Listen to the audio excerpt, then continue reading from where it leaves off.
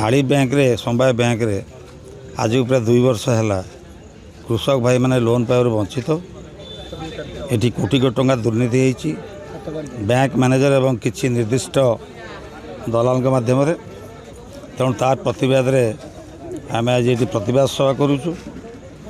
दुखर विषय जिला प्रशासन ठूँ आरंभ कर बैंक उपरस्थ अधिकारी ठूँ आरंभ कर बैंक शाखा परिचालक समस्त अवगत कर कॉपी माध्यम चिठी दी जाता।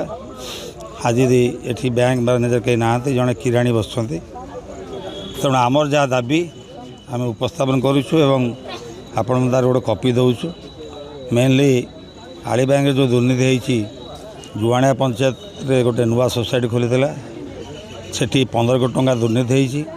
चाषी मैंने ऋण पाई ना कोटी 2 कोटी टंका पाई आ सब बाटबाण होता बैंक मैनेजर एवं जो नुआ सोसाइटी खोली मध्यम पेतोड़ार अनुरूप भाव 10 लाख टंका हड़प 10 कोटी टंका थादू लोक कोटी खंड टंका पाई 8-9 कोटी टंका हड़प होती।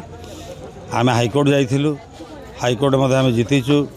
ये 2 जन एआरसीएस 2 दिन एआरसीएस जी थे एवं प्रेजेंट एआरसीएस 2 जन ना एक्शन हाइकोर्ट ऑर्डर कर 2टी सोसाइटी एफिलिएशन को कैंसिल कर बड़ कथा नुह।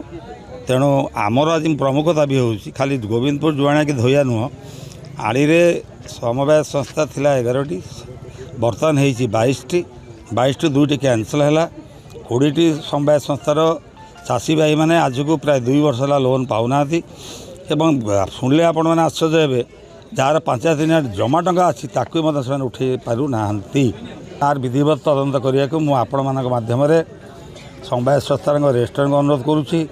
ओडिशा स्टेट कोडी बैंकर एमडी मैनेजिंग डायरेक्टर को अनुरोध करुँची विधिवत यार तदंत हो हाइकोर्ट ऑर्डर दे तदंत हम मार विशेष अनुरोध रेजिस्ट्रार को और एमडी को जे कृषक भाई मैंने हक रू वंचित न हूँ।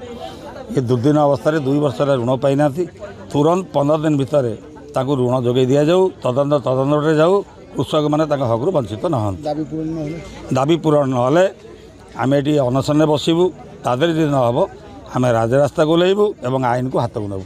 नहीं आज आम खबर पाइलु जो कटक केंद्र समवाय बैंक रे समस्ते आसिकी स्ट्राइक करथिले एवं तांकर अभियोग थिला कि किसी दुर्नीति होईची से दुर्नीति गुड़िक आम केमती तार वेरीफाए हम ताकू माने आम से जिला प्रशासन को तांकर जो ग्रीवांस पिटिशन टी अच्छी से फॉरवर्ड करूँ एवं जहाँ इनक्वारी हवा कथा आम चेष्टा करूँ जमती मु कलेक्टर सार को जनइबी और जिला प्रशासन को जनइबी जमती यार ठीक टाइम रे इनक्वारी हो पारू।